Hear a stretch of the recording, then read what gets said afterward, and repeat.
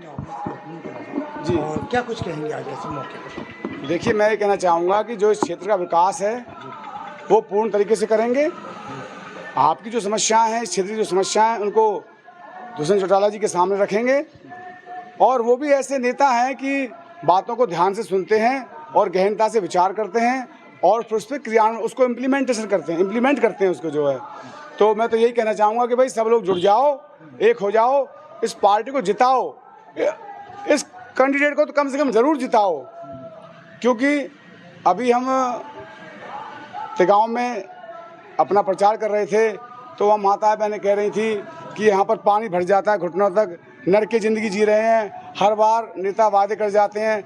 लेकिन मैंने कहा कि ये आपका बेटा है, आपका सेवक है, आपका भाई है, एक बार मौका दे दीजिए, फिर आपको दोबारा नहीं बोलना पड़ेगा। तो उन्होंने कहा तो जा, तेरी ही विजय होगी जो है। और ऐसे उन्होंने आशीर्वाद दिया और उन्होंने ये भी कहा, एक बड़ी बात निकल कर आई तो वो शायद मुझे मीडिया पर नहीं शेयर करना चाहूँगा उसको, तो उन्होंने दोनों ही नेताओं को नकार दिया है, चाहे वो बीजेपी पार्टी हो या कांग्रेस पार्टी हो, जो भी है उनको उन्होंने कह दिया भाई हमने उनकी हम दोनों के बीच में ही अभी तक रही है। हाँ, जनता देख ली है। लेकिन तो अब की बार जजपा को वो पूरा मौका दे रही है। अच्छा। पूरा जजपा, पूरा तिगांव क्षेत्र एक साथ है। एक क्वेश्चन लास्ट है कि जिस तरीके से पार्टी के आपके मुखिया जब आए थे तो यहाँ पे उन्होंने कहा था कि कुछ वादे भी किए थे, कुछ घोषणा भी किया था, वो भी जनता जान जाए यहाँ आपके माध्यम से। देखिए, एक तो पेंशन वाली मैंने बताई थी कि दुष्यंत चौटाला जी ने बोला है कि भाई अगर हमारी सत्ता आती है और हमारी पूरी भागीदारी रहती है तो अब की बार हमें तो कोई शक है नहीं, इस बार सरकार बनेगी किसकी, जेजेपी की जो है, और सत्ता में भागीदारी होगी तो वो अब की बार पेंशन कर देंगे 5100 रुपये। ठीक।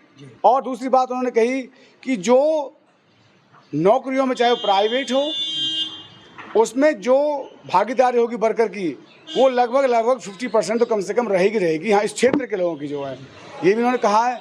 इसके साथ साथ उन्होंने ये भी कहा है कि भाई जो भी आपकी सोसाइटीज़ हैं, ग्रेटर फरीदाबाद का बहुत सारा हिस्सा जो है शहरी हिस्सा आता है, तो उसमें जो समस्याएं हैं उनको भी दूर करेंगे।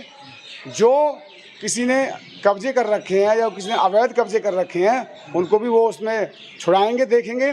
अभी जैसे कि समस्या थी हमारे फरीदाबाद में लो वोल्टेज की, बिजली तो आ रही है लेकिन वो लो वोल्टेज है। अब लो वोल्टेज में काम होता नहीं है, बिजली तो आ रही है, और तो उसको भी वो दूर करेंगे जो है। फिलहाल इस ऑफिस से कोई आपका बंदा बैठेगा जो क्या डील होगा, किस तरीके से यहाँ से? देखिए, सबसे पहली बात तो है कि जो ये कार्यालय है, जो जेजेपी के कार्यकर्ता हैं सक्रिय, उनका ही कार्यालय है, तो वो वोट भी करेंगे और सपोर्ट भी करेंगे, तो और उनको ही जिम्मेदारी सौंपी जाएगी।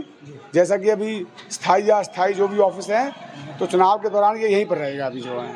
लास्ट में क्या कहना चाहिए, जनता से क्या अपील कर रहे हैं आप, एक कैंडिडेट है? जनता से हाथ जोड़कर ये विनती है कि आने वाली 5 तारीख को कि चाबी के ऊपर बटन दबाएं और इस भाई को, टीकाराम भारद्वाज को, अपने सिपाही को इस क्षेत्र से विजयी बनाएं और रिकॉर्ड तोड़ वोटों से बनाएं, क्योंकि तभी आपकी बात को पुरजोर से आगे सरकार में रखा जाएगा।